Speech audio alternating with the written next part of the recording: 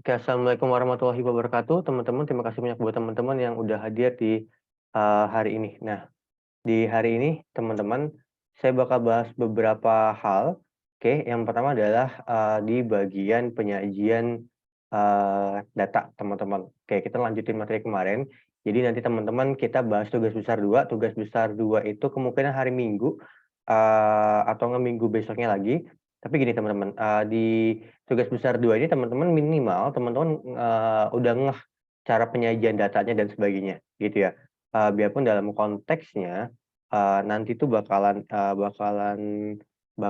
ini ya, bakalan beda tiap case, tiap studi kasus dan sebagainya. Nah, tapi at least teman-teman kalau udah tahu konsepnya, teman-teman akan mudah untuk paham cara-cara penyajian data itu. Nah, oke, teman-teman, saya lanjut di sini teman-teman. Oke, di sini teman-teman ada penyajian data. Jadi data itu kan ada dua, ada kategorik dan numerik. Oke, kalau teman-teman mau bedain kategorik atau numerik, sebenarnya cuman teman-teman gini aja. Kalau di kategorik angka itu nggak ada artinya, teman-teman. Angka itu nggak ada artinya ya. Oke, misalkan beda halnya dengan kayak di numerik. Misalkan di numerik, misalkan 100 derajat Celcius itu ada artinya, kan? 100 derajat Celcius itu misalkan artinya adalah suhunya mendidih, atau misalkan apalagi misalkan 0 derajat Celcius artinya titik beku, itu ada artinya, teman-teman. Nah, kalau di kategorik warna itu nggak ada artinya, kayak status mata. Misalkan di sini mungkin nggak ada datanya, tapi kalau teman-teman lihat di apa ya, lihat di beberapa negara yang dia itu ada kartu rasialnya, maksudnya kartu rasial dalam artian ada keterangan rasial, ada keterangan warna rambut, warna mata. Contohnya misalkan di KTP di Amerika itu kan ada warna mata dan sebagainya, atau rasial. Nah, itu misalkan dikodekan. Nah, kalau misalkan rasialnya misalkan Hispanik, kodenya apa? Kalau misalkan rasialnya putih, warnanya apa? Kalau misalkan hitam, warnanya apa? Kalau Indian apa dan sebagainya gitu. Nah, itu kayak gitu, pengkodean kayak gitu, atau status pernikahan. Misalkan kalau dia udah married, 1, kalau dia belum married atau misalkan single, dia itu 0. Nah, itu tuh contoh dari kategorik. Warna itu nggak ada arti, dia hanya buat kode aja, gitu ya. Bukan berarti 1 lebih baik dari 0. Bukan berarti 0 lebih diutamakan dibandingkan 1, enggak. Konsepnya cuma buat di pengkodean, gitu ya. Nentuin 1 atau 0-nya adalah tentuin yang berpengaruh, gitu ya. Nanti kita bakal belajar lebih banyak tentang itu. Nah, selanjutnya adalah di skala pengukuran. Jadi data itu dibagi dari skala pengukurannya, teman-teman. Kategorik dan numerik itu dari skala pengukuran. Ini yang saya bilang. Kalau misalkan kategorik, angka itu cuma kode aja, teman-teman. Jadi angka itu sebenarnya nggak punya arti yang mendalam terkait dengan apa artinya gitu. Dia hanya kode aja. Kalau misalkan numerik, dia ada artinya. Nah, ini penyajian grafik dari data. Nah, data mentah itu kita nggak mudah dipakai untuk pengambilan keputusan, teman-teman. Nah, ini perlu disajikan. Sajikan itu dalam bentuk tabel atau grafik. Jadi gini teman-teman, kalau teman-teman punya data kayak gini misalkan, lihat ya, teman-teman punya data mentahnya kayak gini. Oke, saya kasih di sini aja deh, langsung coret. Misalkan teman-teman punya data kayak gini. Misalkan teman-teman pengen tahu usia sambil apa ya, usia dari seseorang gitu ya. Misalkan teman-teman riset di salah satu sekolahan ya. Nah, teman-teman pengen tahu nih usia-usianya dari itu. Nah, caranya gini, misalkan teman gini, Ani 16. Nah, punya data mentah kayak gini, teman-teman.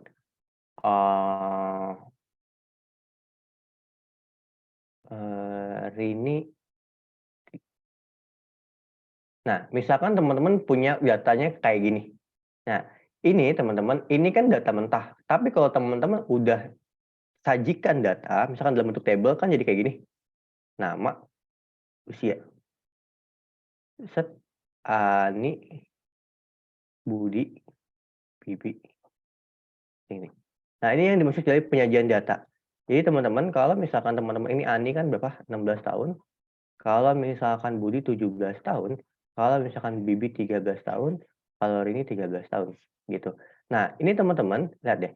Ini kan data mentah, ya. Ini kan data mentah. Tapi kalau misalkan udah dibentuk dalam into table, ini udah jadi penyajian data. Penyajian data. Nah, ini yang saya maksud. Jadi penyajian data ini akan memudahkan kita untuk melihat secara langsung kayak gini.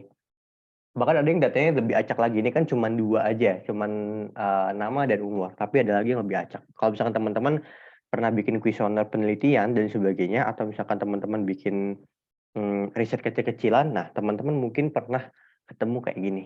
Oke, sampai sini ada yang mau ditanyain dulu nggak? Ada yang mau tanyain aman sejauh ini? Mungkin saya bakal jeda 1, 2 menit tapi ini.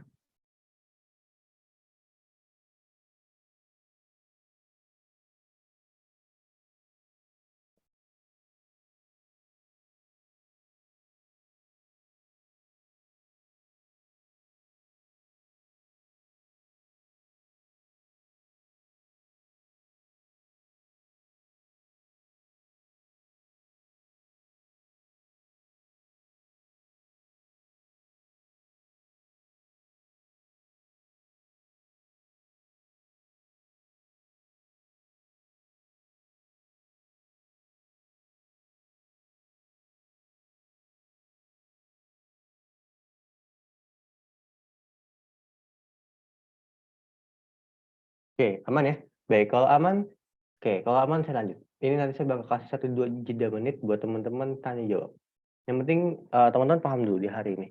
Oke, yang kedua ini teknik pembuatan grafik. Jadi gini teman-teman, ingat nggak ini, makanya saya paketin untuk Excel dan, Python.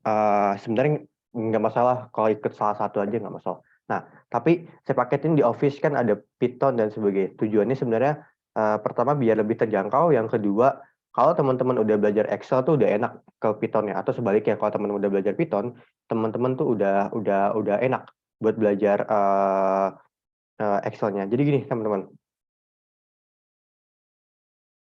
Nah, jadi gini ya teman-teman, kalau misalkan, di Excel saya udah pernah bilang, kalau misalkan, peubah, kategorik, itu teman-teman bisa ngisi dari beberapa grafik ya. Waktu itu kita udah bikin grafik line dan grafik kolom. Nah, saya bilang kalau grafik kolom ya, waktu itu saya bilang grafik kolom karena di Excel namanya grafik kolom, tapi sebenarnya nama statistikanya itu adalah diagram batang. Nah, grafik kolom atau diagram batang itu cocok buat peubah kategorik umumnya, tapi bukan berarti numerik nggak bisa, bisa, cuman mungkin dibedain. Misalkan dia bukan, diagram batang, tapi histogram. Jadi dia penyebarannya gitu ya. Nanti teman-teman bakal lihat bedanya histogram dan diagram batang. Yang penting teman-teman kenalin dulu apa, bentuk-bentuk grafiknya. Nah, kalau misalkan yang numerik, dia akan lebih cocok pakai grafik line ya. Grafik line itu sebenarnya diagram garis gitu ya. Nih, diagram garis sedangkan ini diagram batang. Nah, sebenarnya ada banyak banget teman-teman yang, teman-teman bisa, lihat di sini. Misalkan gini, kategori itu cocok juga teman-teman, ini kalau teman-teman mau gitu. Nah, sebenarnya, kategorik itu teman-teman juga cocok buat kalau misalkan teman-teman mau, apa ya, kalau misalkan teman-teman mau tunggu sebentar, saya nggak bisa fokus. Nah, kalau misalkan teman-teman, mau ngeliatin proporsi, oke, proporsi dari suatu data. Nah, proporsi dari suatu data kan pakai diagram pie. Oke, diagram pie itu ini ya, oke, saya ke atas sedikit, ini diagram pie. Nah, ini cocok banget buat ubah kategorik, tapi ada aturan mainnya juga nih, teman-teman. Oke, Kak, ini kan kategorik kayak gini ya, ini kategorik kan bisa dibuat frekuensi, bisa dibuat diagram batang kayak yang kita belajar di Excel, bisa dibuat diagram pie, diagram Pareto. Oke, saya mau tanya dong, Kak, kalau misalkan itu berarti saya boleh pilih semuanya? Boleh, tapi alangkah lebih baiknya teman-teman tergantung dari variabelnya teman-teman mau tunjukin apa. Oke, kalau diagram pie kayak gini, umumnya dia nunjukin proporsi, teman-teman. Proporsi atau persentase. Nah, proporsi atau persentase ini teman-teman di diagram pie ya, proporsi atau persentase di diagram pie ini teman-teman ya, dia untuk tunjukkan kayak misalkan 70% proporsi itu persentase ya dan sebagainya. Nah, tapi tuh diagram pie ini juga punya saran teman-teman. Ini baiknya kalau teman-teman buat ini jangan lebih dari 10 variabel. Oke, maksudnya variabel tuh yang diamatin. Lihat ya. Di sini teman-teman bisa lihat, ini ada variabelnya, Pak. 1, surgery. 2, 3, 4, 5. Ini kan ada 5 variabel. Ini jangan sampai lebih dari variabel. Sebenarnya boleh, Kak. Kalau misalkan saya proporsi 10 variabel, boleh nggak, Kak, set di diagram pie? Boleh, teman-teman. Boleh banget. Tapi biasanya nggak rapi, teman-teman. Di tools software apapun, biasanya nggak rapi gitu. Tapi ada beberapa software yang itu oke. Tapi tetap nggak rapi. Dia bakal terlihat terlalu menumpuk buat keterangannya dan sebagainya. Gitu ya, mau di Excel, mau teman-teman buatnya di Power BI, mau di mana, itu teman-teman tetap itu teman-teman bakal terlalu mepet buat bikinnya. Jadi kalau diagram pie itu jangan sampai lebih dari 10 variabel. Intinya gitu. Nah, kalau misalkan dia 10 variabel atau lebih, teman-teman pilih manapun boleh. Kak, saya boleh nggak? Kalau misalkan 10 variabel lebih, boleh nggak saya pilih sebaran frekuensi? Boleh banget. Diagram batang boleh banget. Karena dia luas pandangannya. Maksudnya luas gini, lihat. Kalau teman-teman tampilin ini sebagai diagram batang, ya, dia tampilannya luas tuh. Teman-teman jadi bisa analisis, oh ini 1000, oh ini segini, oh ini segini, ini segini. Nah, tampilan pandangan mata teman-teman bakal lebih luas karena ada jarak dan ada space di situ. Oke, sampai sini bisa dipahamin? Jadi ini adalah teknik pembuatan grafik. Nanti saya kirimin cheat sheet-nya ya. Saya kirimin cheat sheet-nya. Maksudnya biar teman-teman ngafalinnya enak gitu. Cheat sheet lengkapnya.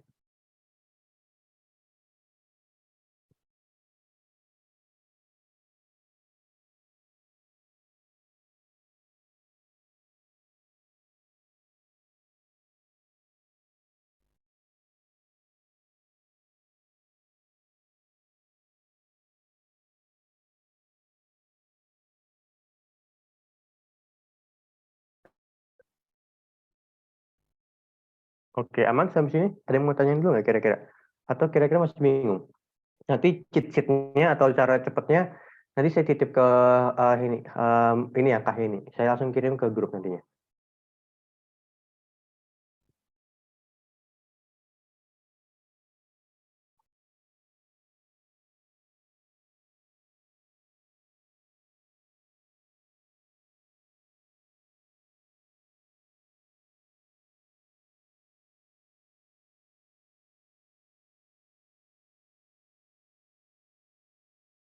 Oke, ada yang mau tanyain dulu kira-kira bingung nggak kira-kira di teknik pembuatan grafik ini? Aman ya? Oke, saya izin lanjut dulu. Nanti kalau ada pertanyaan teman-teman langsung ditanyain aja. Nah, jadi gini teman-teman. Ini kita masuk ke yang pertama nih. Nah, bentuk grafik peubah kategorik dulu. Nah, kalau dia table, dia pakai table frekuensi. Nah, kalau misalkan dia grafik, dia pakainya diagram batang, diagram pie, dan diagram Pareto, teman-teman. Nah, kalau misalkan table sebaran frekuensi, Kak, itu kayak gimana? Nah, kayak gini, kayak table biasa aja.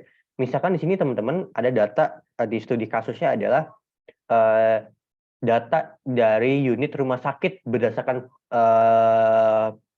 pasien ya, ya pasien. Nah, di sini teman-teman ada hospital unitnya, ada cardiac care, cardiac itu apa ya? Jantung ya kalau nggak salah. Nah, ada emergency UGD, ada intensive care, ada maternity bersalin, ada surgery atau ruang operasi. Nah, di sini teman-teman studi kasusnya teman-teman tinggal gini aja. Ya tinggal dibuat misalkan di kardiak ada 1000 orang, di emergency ada sekian orang, ini ada sekian orang, ini ada sekian orang, ini ada sekian orang. Nah, itu cara baca tabelnya. Gitu ya. Table biasa jadi table sebaran frekuensi namanya. Nah, oke, selanjutnya kalau misalkan diagram batang, ini sebenarnya tabel sebaran frekuensi buat juga data numerik juga bisa ya, nggak masalah ya. Nah, kalau misalkan diagram batang dan pie, teman-teman, ini sering digunakan untuk data-data kuantitatif. Nah, dan ketinggian batang atau luas itu menunjukkan frekuensi atau persentase dari masing-masing kategori. Kalau di diagram pie jelas itu adalah sebuah apa ya? Itu adalah sebuah kalau di diagram pie itu adalah sebuah persentase teman-teman. Oke, tunggu sebentar. Nah, lihat ya. Ini saya ingin cara bacanya buat di diagram batang. Karena ini paling banyak nih teman-teman. Coba aku jelasin detail yang paling banyak di real case-nya. Gini. Kalau diagram batang teman-teman, ini cara bacanya gini ya. Kalau misalkan dia tingginya gini, lihat ya. Ini berarti sekitar 1000-an nih teman-teman. Cardiac care sekitar 1000-an. Kalau misalkan emergensi, teman-teman tinggal tarik garis lurus aja nih. Ini berarti berapa nih? Ini 2000-an. Oke, kalau intensive care ini masih ratusan ya. Oke, maternity juga masih ratusan. Oke, sekarang saya tanya, kalau misalkan surgery nih, yang operasi kira-kira gimana? Berapaan? Sekitaran berapa itu datanya? Nggak mesti tepat banget ya. Ini kan nggak ada angka tepatnya. Sekitaran berapa itu? Kalau teman-teman lihat di diagram batang. Gimana kira-kira? Berapa? Kalau di ruang surgery, yang ini, kan tadi kita ada cardiac care, emergency, intensive, maternity. Kalau di surgery berapa? Kalau misalkan diagram batang tadi, cara bacanya sekitaran berapa? Nggak mesti pas banget ya. Misalkan Kak, sekitar 10.000, Kak, sekitar 100.000. Nah, sekitar berapa itu kira-kira, teman-teman, yang ada di Stargery?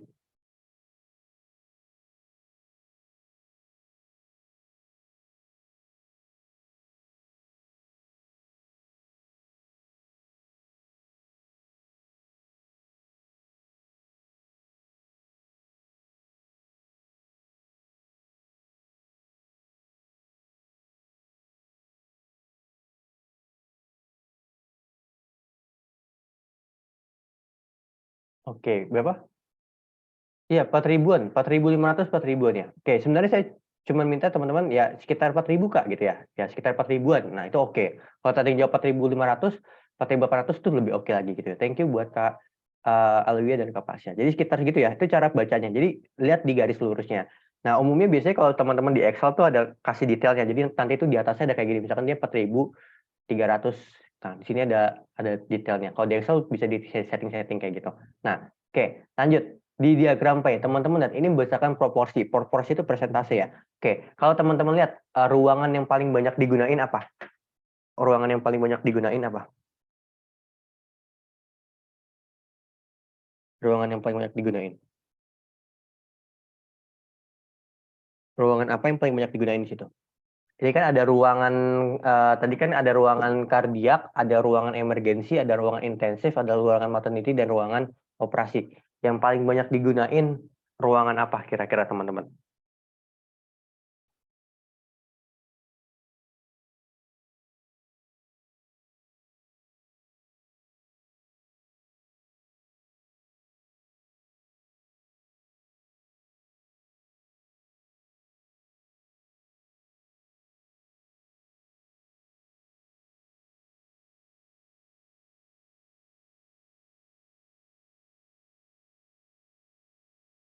Oke, baik ya. Jadi kurang lebih gitu ya. Jadi teman-teman yang paling banyak surgery. Jadi yang penting teman-teman bisa baca proporsinya. Di sini teman-teman bisa bikin kesimpulan kayak gini, kesimpulannya. Lihat ya. Kesimpulan dari dua ini, teman-teman bisa bikin kayak gini. Ruangan paling banyak digunain, ruangan paling banyak digunakan, paling banyak digunakan adalah ruang operasi.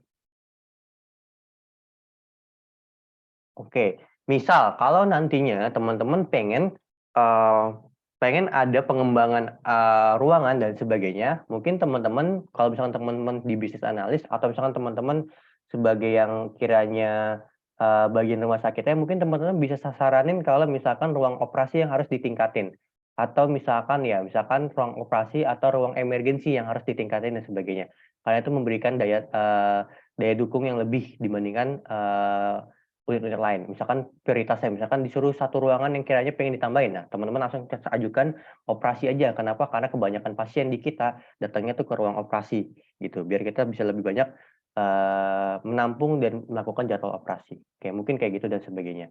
Itu dalam konteks studi kasusnya. Oke, gitu ya.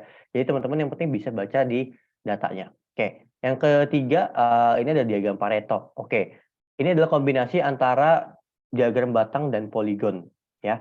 Nah, diagram Pareto step satunya teman-teman urutkan berdasarkan defect cause ya. Defect cause di sini maksudnya defect cause ini adalah variabel ya. Defect cause itu apa ya? Penyebabnya ya, penyebab kerusakan ya. Nah, di sini hitung untuk setiap kategori buat diagram Paretonya dan sebagainya. Oke, maksudnya gini teman-teman. Ini saya kasih tahu cara bacanya. Nanti teman-teman dicobain juga kita buat sendiri bareng-bareng. Nah, gini teman-teman. Diagram Pareto di sini maksudnya tuh gini, teman-teman. Dia itu cuman yang penting gini, yang penting dia ada jumlah ya, yang penting dia ada jumlah. Dia ada jumlah di sini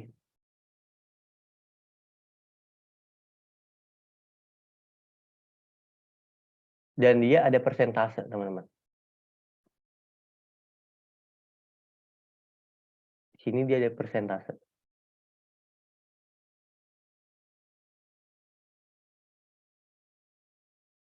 Dia ada jumlah, dia ada persentase. Nah, maksudnya gini, 223 ini sama aja 55,75% dari keseluruhan yaitu 400. Oke, lanjut lagi. Nah, 78 itu adalah sebesar 17,50% dari total 400. Dan seterusnya, dan seterusnya, dan seterusnya. Oke, sampai sini bisa dipahamin? Nah, saya coba buat di Excel ya, diagram Pareto.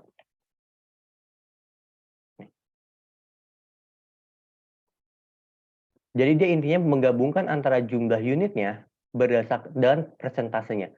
Kalau diagram Pareto gitu ya, kalau diagram biasa, diagram frekuensi, dia nggak ada persentasenya gitu, teman-teman.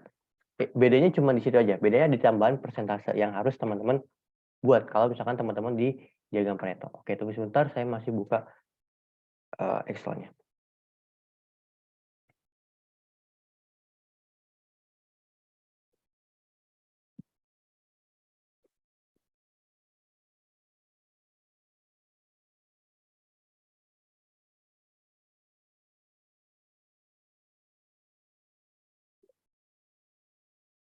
Oke, tunggu sebentar, saya masih ini.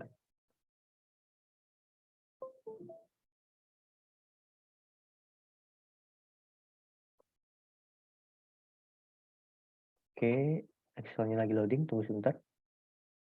Nah, oke, saya buat di sini diagram Pareto. Maksudnya gini, teman-teman, lihat ya.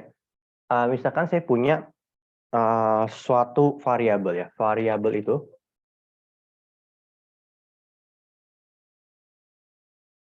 saya misalkan variabel itu adalah A, B, C, D, E, F. Nah, di sini ada jumlah, sini persen. Oke. Misal di sini 20,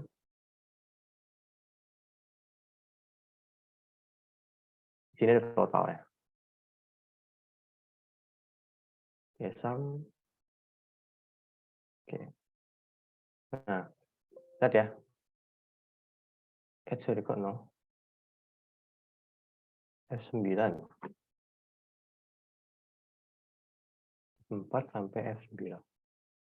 Nah, lihat persentasenya gini. Lihat ya. Ini teh totalnya. Nah, gini, ini diagram Pareto cara buatnya.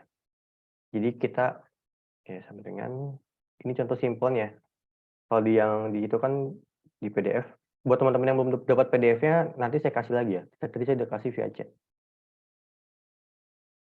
Oke, ini langsung total aja nih, teman-teman. Auto sum.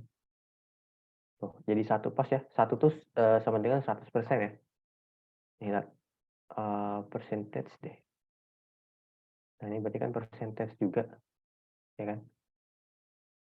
Nah, gini, teman-teman, ini cara buat diagram Pareto. Oke, jadi gini, diagram Pareto ini membuat kefleksibelan, kita untuk melihat berdasarkan jumlah dan proporsi. Jadi gini, saya tahu variabel A ini mewakili 50% satu keseluruhan. 51% dari keseluruhan variabel kalau ditotalin. B 13%, C itu ada 3 unit 8%, dan E itu ada 4 unit sekitar 10%-an. Gitu ya. Kalau teman-teman mau tambahin komanya tinggal diklik ini aja. Kan 10,26%. Gitu. Nah, ini juga sekitar 13 sekian persen, 12,82 gitu ya, 12,82%. Nah, kurang lebih kayak gitu. Paham maksud cara baca diagram Paretonya? Dia cuma bedanya ada tambahan persentase gitu. Nah, 100%-nya didapat dari mana ya tadi? 100%-nya didapat dari penjumlahan ini. Emang harus 100% kan? Datanya kan ada 100%. Oke, aman sampai sini buat cara baca diagram Paretonya? Ada yang mau tanya nggak buat cara baca diagram Pareto di sini? Belum, saya lanjut ke diagram-diagram selanjutnya.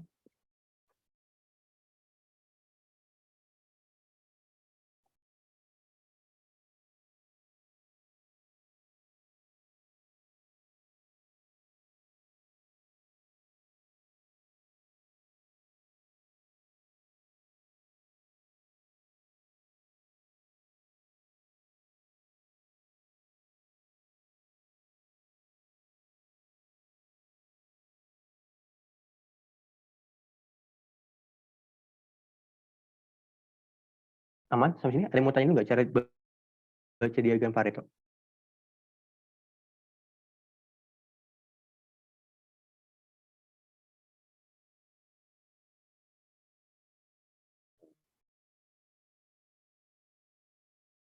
Aman Kak? Oke baik, kalau aman saya lanjut ya. Oke kalau aman saya lanjut. Nah, oke itu cara diagram Pareto. Oke selanjutnya teman-teman. Nah ini di bagian ininya teman-teman. Ini di bagian grafiknya. Oke, maksudnya gini lihat ya. Grafik batang, oke agak pusingnya di sini paling. Nah, grafik batang teman-teman. Grafik batang, ya grafik batang dia itu apa? Grafik batang dia mewakilin unitnya, sedangkan garisnya lainnya mewakili persentasenya. Oke, maksudnya gini teman-teman, lihat ya. Ini kalau teman-teman bingung gini. Oke, sebentar. Di sini tuh peralihan dan sebagainya. Nah, ini teman-teman, dia ada persentase defect berdasarkan tiap kategori. Each category, percent of defect in each category. Nah, maksudnya adalah dia lewat tiap kategori gitu ya. Maksudnya gini, per alignment gini. Per alignment berarti dia per alignment sekitar 50%. Ya, 50%. Nah, tapi data yang masuk di sini kumulatifnya adalah 40%-an. Gitu, 30%-an. Nah, dia tetap bakal nyambungnya ke 100. Maksudnya data terkumpul ya. Gitu. Oke, kalau misalkan teman-teman bingung gini, lihat ya di bagian sini. Oke, sorry. Nah, yang garis ini, oke, yang garis ini dia akan terus menuju sampai ke 100% sampai semua data terkumpul. Nih, jadi misalkan dia nambah berapa persen nih? Dia nambahnya berapa persen? Misalkan dia nambahnya berapa nih kira-kira? Sekitar 5% dia naik. Nah, dia nambah lagi nih berapa persen nih? Sekitar 5% naik. Dia bakal ujung-ujungnya bakal di sini, dia itu bakal 100% teman-teman. Ini pasti di sini bakal 100%. Artinya semua data udah terkumpul 100%. Nah, kalau misalkan mau disimulasikan sih kayak gini aja nih teman-teman. Nih, lihat ya.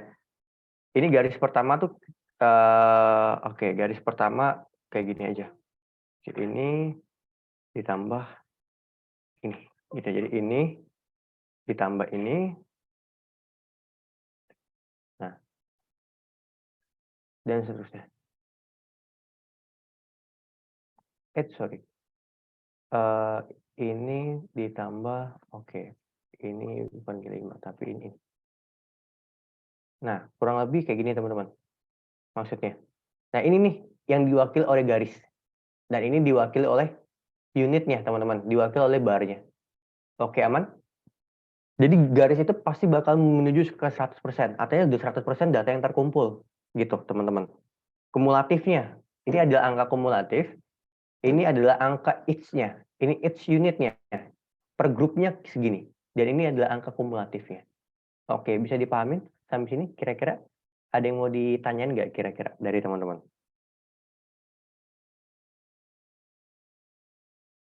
Aman ya? Oke, kalau diagram Pareto aman, oke. Saya izin lanjut. Kalau nanti ada pertanyaan, boleh juga langsung teman-teman tanyain. Oke, ini saya zoom out dulu. Nah, ini grafik untuk data time series. Nah, grafik untuk data time series, teman-teman ada berbagai macam. Oke, yang pertama ada garis ya, line chart.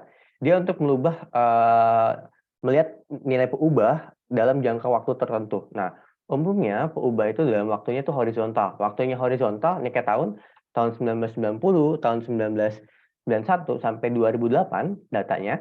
Sedangkan ini adalah thousand of subscriber. Thousand of subscriber itu maksudnya adalah number ribuan dari pelanggan. Misalkan ini adalah data magazine subscriber by year. Maksudnya data pelanggan suatu majalah berdasarkan tahun. Nah, misalkan di tahun 1990 ada 50.000 pelanggan. Ada 70.000 pelanggan, sampai ke 300 ribuan pelanggan di 2008. Gitu, di 2006. Nah, kurang lebih gitu. Jadi kalau teman-teman buat data time series, pasti yang tidur atau grafik X-nya, yang tidur tuh grafik X ya, atau horizontalnya, sumbu horizontalnya, itu dia tahun.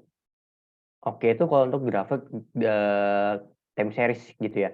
Nah, oke, selanjutnya lanjut lagi di sini ada bentuk peubah numerik. Oke, kalau peubah numerik ada berbagai macam juga. Kayak tadi kan kita udah bahas peubah kategori. Nah, kalau peubah numerik, teman-teman, Oke, ini sebenarnya bakal kita pelajarin di tugas besar 2 adalah peubah dari numerik ya. Nah, peubah dari numerik teman-teman.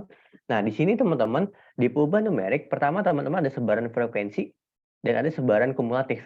Ya, sebaran frekuensi dan kumulatif ini teman-teman bisa pakai histogram dan OGIF ya.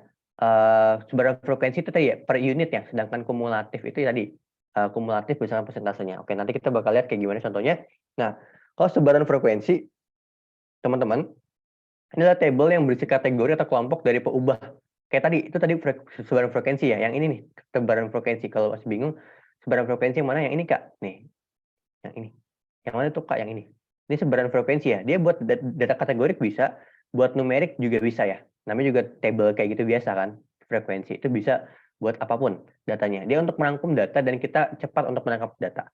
Dan cepat interpretasi data. Oke, ini buat aturannya ini nggak perlu di ini kan teman-teman, karena nanti kita kalau misalkan kita ini tuh kita bakalan pakai tools ya, biar nanti dia pakai ini sendiri gitu ya. Ini nggak perlu dihafal, nggak masalah gitu ya. Yang penting teman-teman baca-baca aja tahu.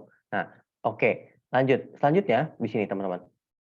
Di aturan sebaran frekuensi, misalkan gini, saya punya data kayak gini, 12, 13, 17, nah, dan seterusnya 58.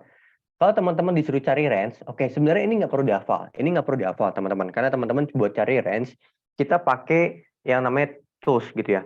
Kita pakai yang namanya tools. Nah, yang pakai tools itu, teman-teman, kalau kita pakai tools, ini kayak gini. Ini adalah nilai maksimum dikurangin nilai minimum, rumus jangkauan ya. Ingat ya, waktu kita belajar di SMP kelas 8, itu kita 58, yaitu nilai maksimum dikurangin nilai minimum, range ya. Kalau misalkan di SMP dulu namanya statistika sederhana gitu ya, atau aritmatika. Nah, itu teman-teman dicari aja rumus jangkauan, atau teman-teman boleh cari di internet rumus jangkauan atau rumus range. Nah, ini keluarnya. Nilai maksimum yaitu 58 dikurangi nilai minimum 12. Jadi hasilnya 46 range-nya. Tentukan jumlah kelasnya. Oke, kelasnya antara kelasnya ada 5, terus antara 5 sampai 15 misalkan. Nah, terus ini antara 5 sampai 15 kelas ya. Ini teman-teman bebas mau berapapun, tapi antara 5 sampai 15 umumnya jumlah kelasnya. Oke, tadi saya kasih tahu cara bacanya.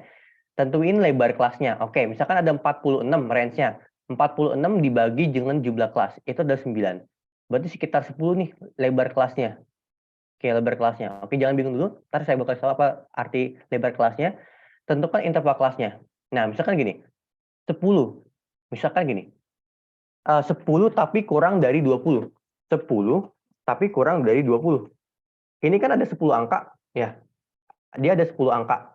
Dia tuh artinya ada lebar kelasnya 10. Kan 10, 11, 12, 13, 14 sampai 19 kan 10 angka. Itu yang dimaksud oleh lebar kelas. Oke, aman sampai sini? Kira-kira ada yang mau tanyain nggak arti lebar kelas ini? Jadi nanti kita kalau mau buat ini biasanya buat data-data kayak misalkan gini teman-teman. Misalkan umur 15 sampai 19 ini ada berapa orang? Ini ada orangnya berapa? Gitu. Ini misalkan ada 13 orang. Nah, contohnya kayak gini. Aman? Dia buat menggrupkan suatu data, teman-teman. Kalau misalkan kita pakai yang namanya aturan sebaran frekuensi. Ini kalau teman-teman pengen buatnya sebagai kelas. Tapi boleh nggak Kak, kalau saya tulisnya gini, umur, misalkan 15, umur 15 tuh ada 13. Terus misalkan umur 16, jangan 13, ada 5. Oke, saya langsung di ini aja ya, Excel ya, kenapa saya nggak di Excel ya. Misalkan gini teman-teman, lihat ya. Teman-teman boleh buat kayak gini. Teman-teman boleh buat kalau aturan sebaran kelas tuh teman-teman boleh buat kayak gini. 15 sampai 19 tahun, misalkan ada 10 orang. Nah, 20 sampai berapa nih berarti? 15, 16, 17, 18, 19. Oke, 20, 21, 22, 23, 24. Oke, 20 sampai 24 misalkan ada 10 orang. Teman-teman boleh buat data itu kayak gini tabelnya, frekuensi, boleh juga kayak gini, lihat ya. Biasanya kalau datanya banyak dibuatnya kayak gini. Kayak mungkin nanti teman-teman yang di kelas Excel lengkap, itu teman-teman bakal belajar sama saya di cara buat ini. Ya, kita bakal buat pakai pivoting gimana kalau dibuatnya rentang gitu. Oke, 21, 22, 23, 24. Tapi yang penting teman-teman tahu dulu cara baca datanya. Oke, lihat ya. Misalkan nih ada Kan berarti ini ada 10 nih, pas nih. Jadi teman-teman boleh dibuat terperinci gini, boleh dibuat dalam waktu selang. Ya, ini selang ya, maksudnya interval. Oke, aman sampai sini datanya? Tergantung keperluannya. Oke, aman? Kira-kira ada yang mau ditanyain nggak dari teman-teman? Sampai sini dulu, cara yang aturan sebaran frekuensi ini.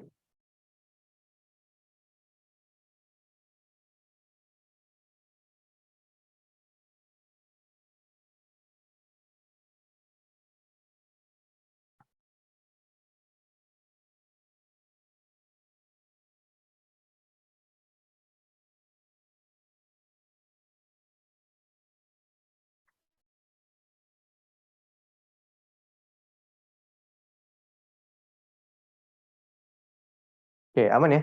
Baik. Kalau aman, saya izin lanjut teman-teman. Nah, lebar kelas gimana, Dik? Oh, sorry. Lebar kelas, oke. Lebar kelas tuh gini, buat Kak siapa? Kak Alwi ya. Lebar kelas tuh gini.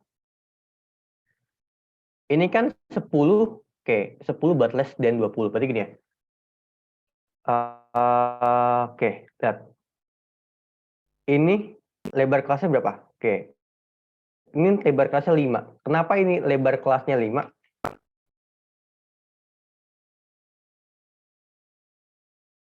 1, 2, 3, 4, 5. Tuh. Ini yang dimaksud oleh lebar kelas buat Kak Alwi ya. Jadi ini yang dimaksud oleh lebar kelas. Oke, aman?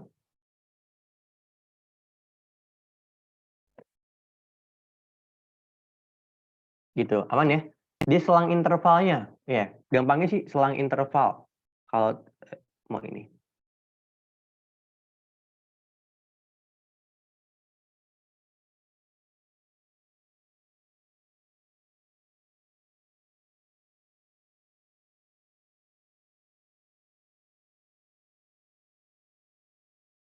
Oke, kalau aman, saya lanjut teman-teman. Nah, oke, saya lanjut di sini teman-teman. Oke, di sini ada grafik. Oke, grafik udah. Nah ini histogram. Histogram itu buat melihat sebaran data, teman-teman. Histogram itu buat melihat sebaran data. Kalau teman-teman ikut SPSS juga, teman-teman bakal nggak asing dengan yang namanya histogram ya. Nah, histogram ini biar melihat apakah data itu tersebar normal ataukah enggak. Maksudnya data tersebar normal gini, semakin data itu dempet-dempet kayak gini, kalau data itu dempet-dempet kayak gini itu normal. Tapi kalau datanya nggak normal, ya data itu ada suatu anomali, dia tuh bentuknya gini, lihat ya. Kalau data tersebar normal itu kayak gini, kayak contoh ya, itu kurang lebih kayak gini. Kalau tersebar normal, tapi kalau misalkan dia nggak tersebar normal, datanya kayak gini nih bentukannya, lihat ya. Ini kan tersebar normal karena dia bentukannya gini nih, tuh. Bentukannya nggak jauh antara satu selang. Tapi kalau misalkan nggak normal gini, lihat ya.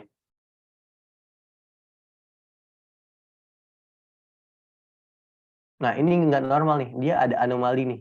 Nih, ini contoh data yang nggak tersebar normal, gitu ya. Nah ini kita bakal belajar banyak. Intinya dia untuk melihat sebaran frekuensi. Kalau data itu semakin mepet, dia itu bakal tersebar, berarti dia tidak tersebar normal, teman-teman.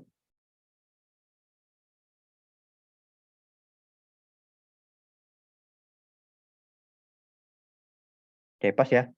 Oke, lanjut lagi. Ini sebaran frekuentif kumulatif. Oke, nanti di sini teman-teman bisa, oke, ini nggak bisa ininya. Oke, nanti teman-teman di sini bisa lebih baca lebih lanjut PDF materinya, terus saya kirim juga. Nah, di sini teman-teman, oke ini data sisa 1 digit dan sebagainya. Oke, sekarang lanjut yang harus saya jelasin di sini teman-teman.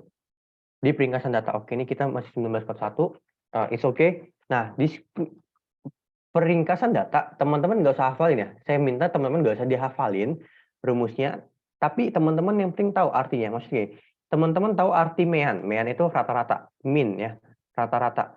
Ya, average. Kalau di Excel tuh pakainya average, teman-teman. Nah, gini, kalau teman-teman di sini di peringkasan data, teman-teman tuh nggak perlu dihafalin. Kenapa saya minta teman-teman nggak hafalin sih? Kenapa sih Kak? Kalau saya nggak diminta hafalin, kan ini penting banget banget. Nah, di sini teman-teman, kenapa teman-teman nggak perlu hafalin? Karena teman-teman pakai software. Ketika nanti teman-teman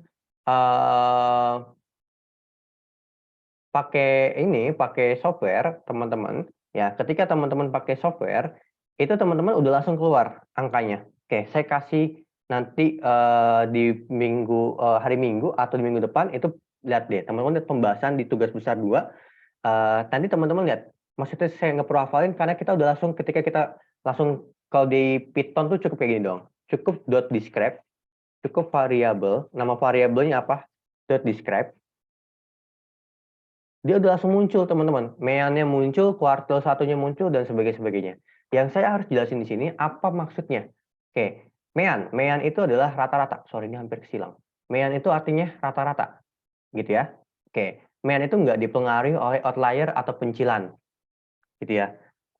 Dia dipengaruhi oleh outlier atau pencilan, teman-teman. Nah, maksudnya gini, teman-teman. Dipengaruhi oleh outlier dan pencilan, ini kalau teman-teman menganalisis suatu data, tapi pakainya mean, ini kurang tepat. Misalkan gini, teman-teman. Teman-teman pengen beli rumah di Jakarta. Saya ulangin, teman-teman pengen beli rumah di Jakarta. Ya, saya ulangin, teman-teman pengen belinya rumah di Jakarta. Nah, kalau teman-teman pengen beli rumah di Jakarta, teman-teman misalkan mau tahu kisaran harganya. Ya, teman-teman pengen tahu kisaran harganya. Tapi teman-teman pakainya mean, pakainya rata-rata. Misalnya gini, berapa sih rata-rata harga di Jakarta? Oke, itu nggak bakal masuk, teman-teman. Pertama, itu bisa aja over, ya, over value. Yang kedua, atau bisa juga di under value, gitu. Tapi kalau misalkan kita pakai median, itu akan lebih tepat. Maksudnya gini, teman-teman misalkan mau cari rumah di Jakarta, teman-teman boleh teman-teman boleh lihat kata data atau misalkan statista ya. Sorry, ini saya ke ini nih. Oke, teman-teman. Oke, mungkin boleh saya share. Saya tadi kelempar sebentar. Sorry. Boleh izin saya share, baik. Boleh izin co-hostnya? Oke, sorry. Jadi teman-teman, misalkan teman-teman, oke, saya langsung buat datanya dulu ya, biar nanti teman-teman bisa ini. Misalkan saya buatnya di sekitar ini ya. Ini dalam juta rupiah ya, misalkan 1.500, 500, 300, 10.000. Oke, ini 700 ya. 700, ini 800 deh. 800, ini 900. Nah, oke. Boleh di ininya, sorry, itu absennya boleh di ininya, hostnya dulu. Buat share screen. Hostnya boleh. Baik, oke. Thank you. Ini sebentar lagi, teman-teman. Kalau teman-teman mau isi presentasinya juga boleh. Jadi gini, teman-teman. Misalkan saya punya data segini nih. Ini dalam juta rupiah ya. Ini dalam juta rupiah. Ini dalam juta rupiah. Ini dalam juta rupiah. Maksudnya gini. Kalau dalam juta rupiah, berarti nih datanya kayak gini ya. 500 juta, 1 miliar 500 juta, 700 juta, ini berarti 10 miliar, ini 800 juta, 900 juta. Oke, di sini teman-teman lihat ya. Teman-teman boleh ini rata-rata nggak? Boleh lihat nggak rata-ratanya berapa? Rata-ratanya berapa kira-kira, teman-teman? Rata-ratanya berapa kira-kira, teman-teman? Kalau dari sini, boleh dihitung rata-ratanya berapa? Rata-rata. Oke, untuk kelihatan belum di teman-teman sekalian ya? Rata-rata ini berapa kira-kira? 500 tambah 1.500, coba dirata-ratain. Ini dibagi 1, 2, 3, 4, 5, 6. Dibagi 6 nanti. Ditambahin semua dibagi 6. Ada yang ketemu hasilnya? Berapa kira-kira rata-ratanya? Misalkan ini rata-rata harga rumah di Jakarta. Nah, saya punya datanya kayak gini.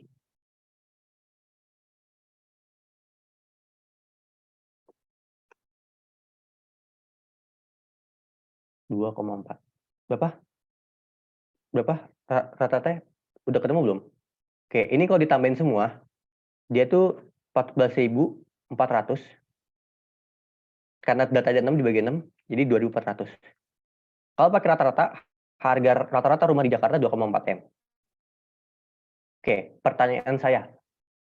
Sebenarnya teman-teman perlu nggak nyiapin 2,4 M? Oke, misalkan teman-teman punyanya 1 M.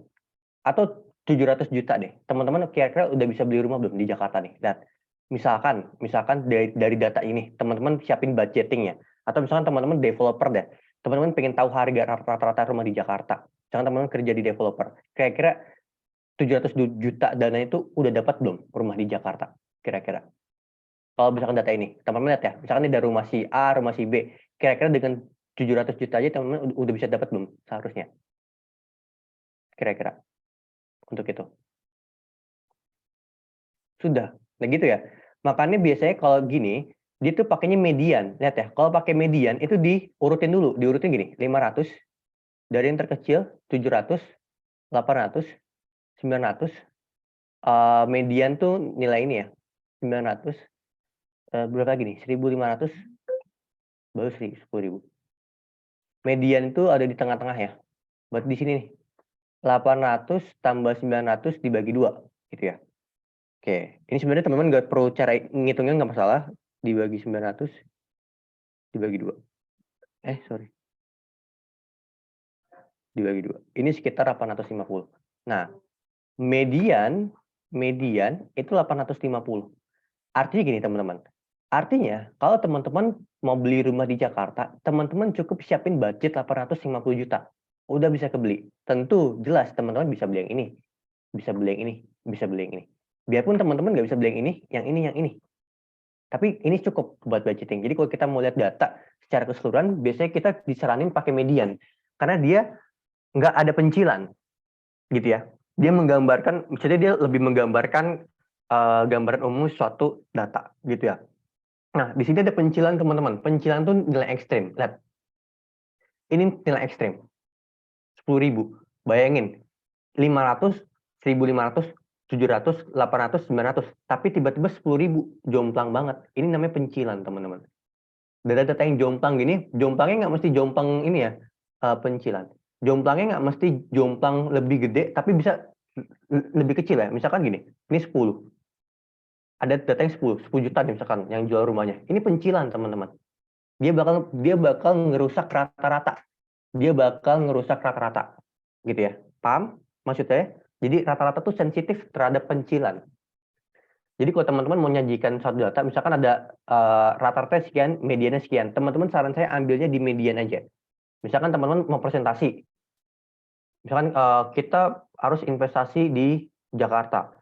Nah, misalkan teman-teman developer, kalau dilihat dari harga rumah, rata-rata harga rumah di Jakarta 2,4 M. Nah, itu teman-teman bakal over budgeting. Tapi kalau teman-teman bilangnya harga rata-rata rumah di Jakarta, harga median rumah di Jakarta itu 850 juta. Berarti kita harus menyiapkan budget sekitar 850 juta untuk membeli satu rumah di Jakarta. Contohnya kayak gitu, teman-teman. Ini buat lihat data gambaran secara keseluruhan. Jadi umumnya dia pakainya median, tapi ada juga yang pasti pakai rata-rata. Teman-teman boleh lihat kayak infografis atau good start gitu, tuh bagus banget. Ya, mereka bisa pakai median. Contohnya lagi kayak per kapita, misalkan per kapita Indonesia $13.000 gitu. Wah, berarti orang Indonesia rata-rata segitu ininya, padahal enggak gitu ya. Tapi baiknya pakainya median gitu, karena nggak menggambarkan. Kan ada yang jomplang banget penghasilannya, ada yang bawah banget gitu. Kayak kesenjangan banyak. Jadi sebenarnya per kapita atau rata-rata tuh nggak menggambarkan ekonomi secara keseluruhan. Makanya kalau teman-teman belajar ekonomi, itu per kapita tuh nggak menggambarkan kesejahteraan karena ada kesenjangan. Nah, kesenjangan itu didapat dari pencilan. Pencilan itu yang dimaksud oleh kesenjangan, teman-teman. Ada yang jomplang banget, ada yang berapa triliun, ada yang berapa ribu rupiah gitu. Nah, kurang lebih kayak gitu. Sampai sini aman? Masih tiap sensitif terhadap pencilan. Jadi dia kalau ada data jomplang satu aja, misalkan nih 1, 2, 3, 4, 5, rata-ratanya 3. Tapi 5-nya saya ganti jadi 10. Nah, rata-rata otomatis berubah nih 4. Tapi kalau median, dia tuh nggak sensitif. 1, 2, 3, 4, 5, ini mediannya 3. 1, 2, 3, 4, 10, mediannya tetap 3.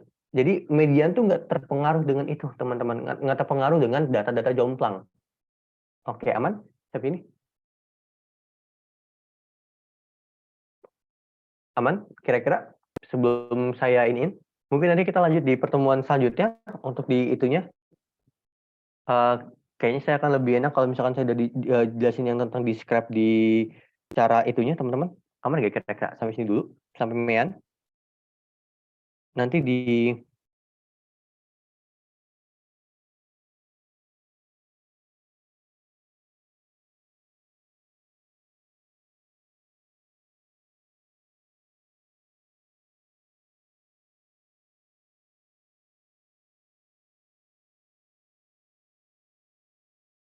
Aman, Kak, baik. Kalau aman, ini dibaca dulu, nanti saya titip ke Kak Heni lagi, mungkin boleh dititip absennya, boleh untuk Kak Heni dibantu saya untuk dokumentasinya?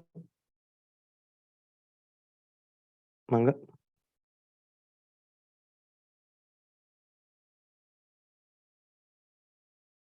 Baik teman-teman, yang bisa on cam boleh on cam, dan mohon maaf sebelumnya tadi saya terkendala karena wifi di rumah sedang mati. Boleh langsung aja ya kita screenshot. Di sini ada satu slide, 1, 2, 3. 1, 2, 3. Oke, terima kasih ya teman-teman atas malam ini. Mohon maaf juga dengan kendala yang tidak terduga juga. Semoga apa yang diajarkan oleh Kanova bisa bermanfaat untuk teman-teman semua ya. Dari aku mungkin sekian, dan jangan lupa juga mengisi link presensi ya teman-teman. Karena tadi delay jadi kurang terdengar juga. Baik, mangga. Oke, baik, terima kasih buat teman-teman, saya akhirin pertemuan hari ini. Terima kasih banyak, kurang lebih mohon maaf. Assalamualaikum warahmatullahi wabarakatuh. Terima kasih buat teman-teman yang udah hadir hari ini. Makasih juga buat ini. Buat materinya nanti saya kirim ya ke Kak Heni. Makasih.